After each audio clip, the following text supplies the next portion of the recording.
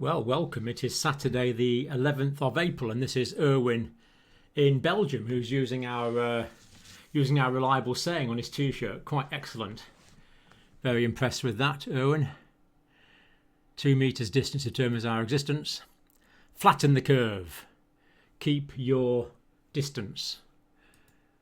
2 meters distance, please. So that's good when he goes to the supermarket. So I thought that was excellent. So well done, Erwin, over there in Belgium. Now, get to the serious news. Not that that wasn't serious, it was serious, of course. Now, confirmed cases 1.7 million. We know it's higher, of course. Deaths, the grim milestone of 100,000 official deaths is now passed. But again, unfortunately, we know the real number is higher than this. Now, thinking about the United States to begin with today, over 500,000 confirmed cases. Now, the number of cases really only makes sense if we look at it in the context of the amount of testing. So from an abysmal start, the United States is actually testing 7.12 per thousand now of the population, or has tested. So getting on for 2.5 million tests. So it's stepping up. So these cases are increasing dramatically because of increasing cases and because of increasing testing. Now, the deaths in the United States, another grim milestone, over 2,000 deaths in a 24-hour period, so over 19,000 deaths now. And this is also concerning, meaning that this is an underestimate in my opinion. So in New York, from the 1st to the 5th of April 2020, 1,100 people found dead on the streets or at home. But it's a big city, you would expect that to an extent. But the real concerning thing is that was 8 times last year's number.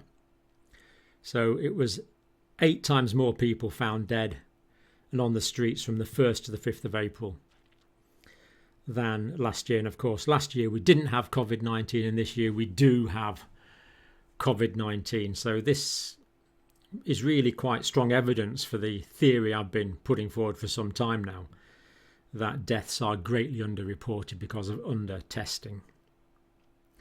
Now, New York, the peak of deaths could well be within a week. Let's hope it's no longer than that. Until then, we can expect to see a lot more deaths in the New York area. Now, someone kindly emailed me to tell me that the Hart Island in the Bronx is where they bury people that are not claimed, the unclaimed bodies. And we saw this mass grave with coffins stacked 3 high. It's just so sad to think that so many people are being buried with no friends or relatives to commemorate their passing. Very sad. Care facilities in the United States has been a lot of deaths. We've always been worried about care facilities. We'll see more examples of this as well as we go through today.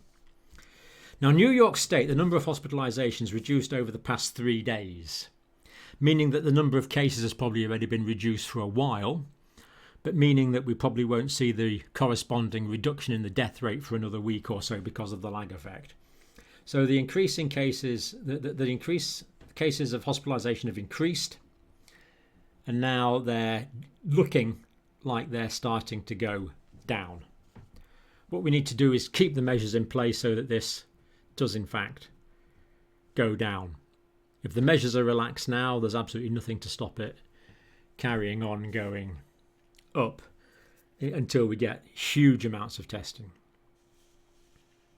So some signs of encouragement there that the lockdown measures, the social isolation measures are working. Now, this was concerning. The governor of Florida was on the news saying no mandate to cancel religious services.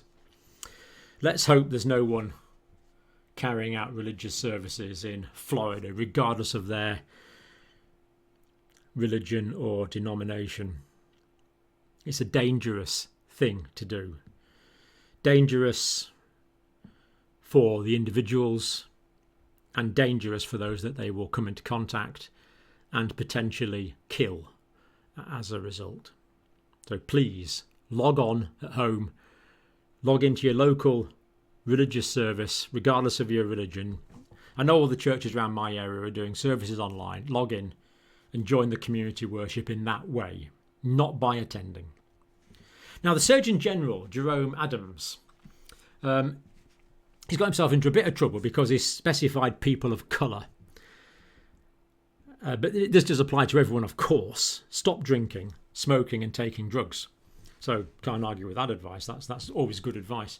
But he did say that people of colour are particularly problematic with this. And we know that African Americans, for example, are having a higher death rate than their white counterparts. And I also believe that vitamin D is partly accountable for this because the sun makes vitamin D more slowly the darker the colour of your skin. So let's hope. Now, Jerome, I didn't see him mentioning that. Dr. Adams didn't seem to mention that. Let's hope he knows. If not, can someone in the States tell him so he's aware of that? Because it would be such a simple thing to correct. So if the vitamin D levels are low in many people in the States, they could start taking vitamin D, stop smoking, drinking, and stop taking drugs. And he did point out the reasons for this. It's helping the individuals, but if people are lowering their immune system by smoking, drinking and taking drugs, then they can catch the virus and then can spread it on to vulnerable people around about them, not least perhaps their parents at home. Now, Canada. New cases in Canada, quite a large number are now confirmed. Of course, the real number is going to be higher, but Canada's doing reasonably well on testing, 9.98 per 1,000. Still need a lot more. A lot of cases are in Quebec and Ontario, although there is a bit of a cluster across on the other coast in British Columbia as well. Deaths increasing in Canada. Hundreds of outbreaks, I've been told, in care facilities. Again, this is very concerning. We talked about this from the States. These institutions where vulnerable people are close together, often older, often with comorbidities, and the probability of them dying if they contract the virus is much higher than younger, fitter people. And one Ontario care facility was really quite disturbing because apparently unionised staff left the facility due to lack of PPE. So to say the staffing difficulties is a bit of an understatement. But the idea that these vulnerable people are just left is, well, it's terrifying. They would just die. Fortunately, there is emergency staffing in place in that particular facility. And also in institutions, we've also been worried about prisons. We've looked at other examples of this, but Mission Prison in British Columbia, 23 prisoners are positive, along with some staff. And again, we will be pessimistic about spread within the prison. Even if the prisoners are locked down, if there's not plenty of fresh air getting in to dilute the virus, that would be a concern that the virus is being transmitted in air conducting systems. I'm sure the authorities are aware of that, but it's a pity that the infection is there already. Now, Dr. Theresa Sam, one of the senior doctors, staycation for the nation. I'm afraid it's an Easter staycation for the nation, pretty well whichever nation you are in. Justin Trudeau is talking about the end of the first wave being in summer, and the Royal Canadian Mounted Police are enforcing quarantine and other restrictions quite assertively. And I wouldn't mess with those guys, that's for sure. Australia. Quite good on testing, 13.32. New South Wales, people out enjoying the sunshine, people out on the beach, that is very concerning. Some areas it's been enforced, some areas it's not. This is no time for Australia to let up. Things are going well. Let's just finish the job off for the next few weeks, please. Not time to congregate on a beach. Ruby Princess in New South Wales as well. 1,000 people on board on the cruise ship. Staff also infected. Not clear what's happening to those yet. Certainly the New South Wales medical authorities don't want to have to look after a lot more seriously ill people. Now, moving on to Africa. Most nations now in Africa have got cases and deaths are increasing in Africa. For example, South Africa, claiming 2,000 cases, but they're only testing 1.7 per 1,000 people. And South Africa is probably the best level of testing in Africa. So what's happening there, it's hard to tell. There's been 24 deaths. The lockdown's extended for 14 days.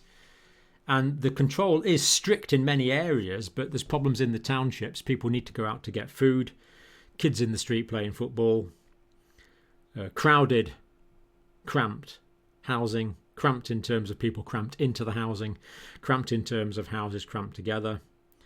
There is going to be more spread there, unfortunately, and in other areas of Africa.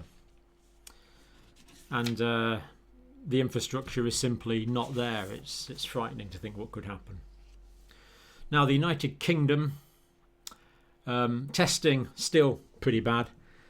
That 917 deaths till Saturday.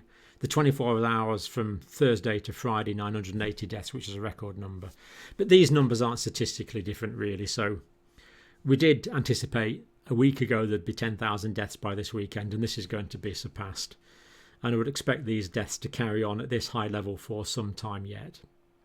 We do believe there's less new cases. Hopefully the levelling off in hospital admissions is going to come soon as well, depending on the area. So London's a bit ahead of the curve, other areas are behind the curve.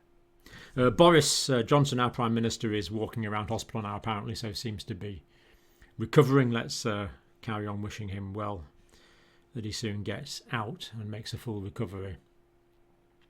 France, now for an advanced nation like France, 3.14 tests per 1,000 is not a lot at all. I must say I'm surprised. France is a medically very sophisticated country. Why they haven't been doing more testing, I do not know. Because they've certainly got a big problem in terms of number of cases and deaths. Spain and Italy, we believe the curves are levelling out. 510 new deaths in the last 24 hours. I think that was up till, I'm not sure if that's up till Friday actually. But the numbers have been going down for some time now. Of course, the total is always getting bigger, but the number of new cases, new deaths per day is going down. So hopefully that'll be 400 soon, then 300, then 200, and hopefully down to 0 sooner rather than later, but it could still take a bit more time. So the reduced rates of new infections are feeding through now into reduced numbers of deaths. Encouraging trends from Italy and Spain. Now, India, I've made no secret of my fear of what's happening in India. This number's irrelevant because it's the testing 0.09 per 1,000 people. So for 1.3 billion people in India, they've done 130,000 tests. Now, I know India has many poor areas, but it has many rich areas as well. And it's got a lot of sophisticated biotech in India, so I'm surprised they haven't done more than this. I really am. But this means that what's going on in India, this number means we haven't got a clue. From that number, we can work out essentially not much. So that number's probably not accurate. 1.3 billion people locked down, but again, people have to go out for food, and in some areas it's simply not working. Slum conditions. 600 million people in India live in high degrees of poverty. Very difficult situations for very many poor people. And that's on top of all the people that were walking in crowded conditions back to their villages. Turkey, relatively low number of testing. The reason I put Turkey on today was they imposed a curfew last night for 48 hours. And they announced it 2 hours ahead of time.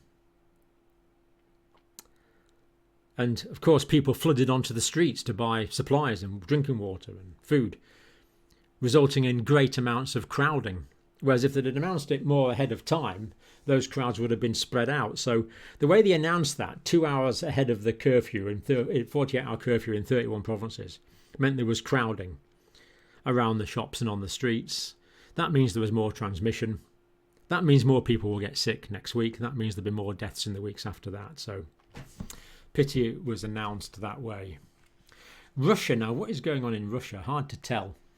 You now require passes to get around Moscow. They're claiming reduced transmission rates. I can't find any data on the testing in Russia. It doesn't seem to be available.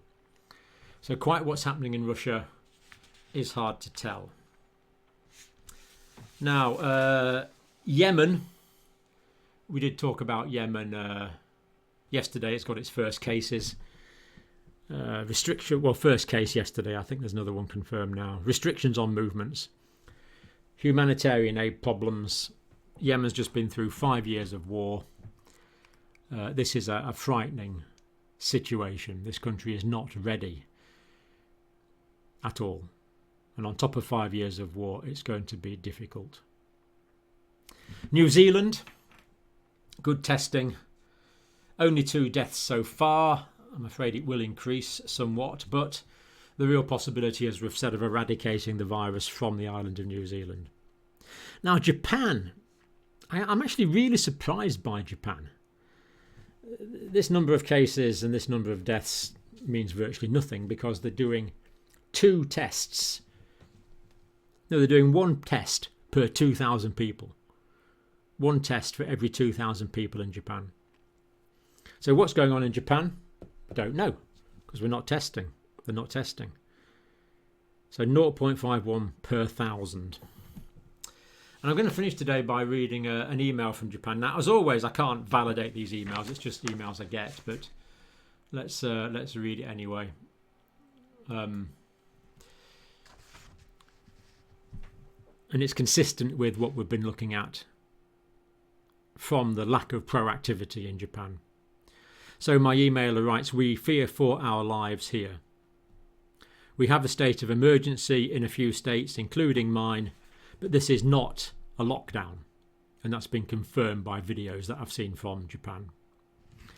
"Crowded trains in my area, almost all shops are open. Despite the Prime Minister saying to please close and stay at home. People go fishing, standing next to each other. The parks are full with kids. Kids are playing everywhere, schools are closed, but only a few staying home. The economy is more important than lives here. People go camping now because they believe it's safer than staying at home. The campgrounds are full. We are seeing the infected numbers going up, but they are not testing here at all. Well, we know that's not quite true. We know the testing, there's been 2 tests. No, there's been 1 test for every 2,000 people in Japan. A lamentable low number. So the actual numbers must be 10 or 20 or even 30 times higher, which I would agree with. Now, this is really concerning. There are visible sick people on the trains going to work. Now, we know that people shed most virus. They are most infectious in the first days after they get symptoms. So if people with COVID-19 are going on trains and going to work, we've got guaranteed wide-scale spread. We are actually fearing for our lives here, says my emailer. So what we're saying is that many parts of the world are going to be in for a difficult time over the next weeks. The United States, New York certainly, but we know other areas in New York, the curve is, other areas in the States, the curve is following similar trajectories to New York. So it looks like New York is just going to be the first epicenter in the States, and other areas will be following, I am afraid. Although things in New York itself should hopefully start levelling out in the next week or so in terms of deaths. The lockdown measures have been working in places like Italy and Spain, but the exit strategy in terms of massive testing is not yet in place. We need massive testing and much more targeted intervention to get out of this lockdown strategy. Deaths in my country are probably going to go on increasing for another week, although we believe that number of new cases are already down quite significantly, as we looked at yesterday, believing that the basic reproductive number in my country is well less than 1 now. But this is going to take time to work through in terms of sick people and in terms of deaths. And we see the situation in Africa and India. Because of the lack of testing, we don't know what it is. But it's not unreasonable to assume that cases in those areas are increasing.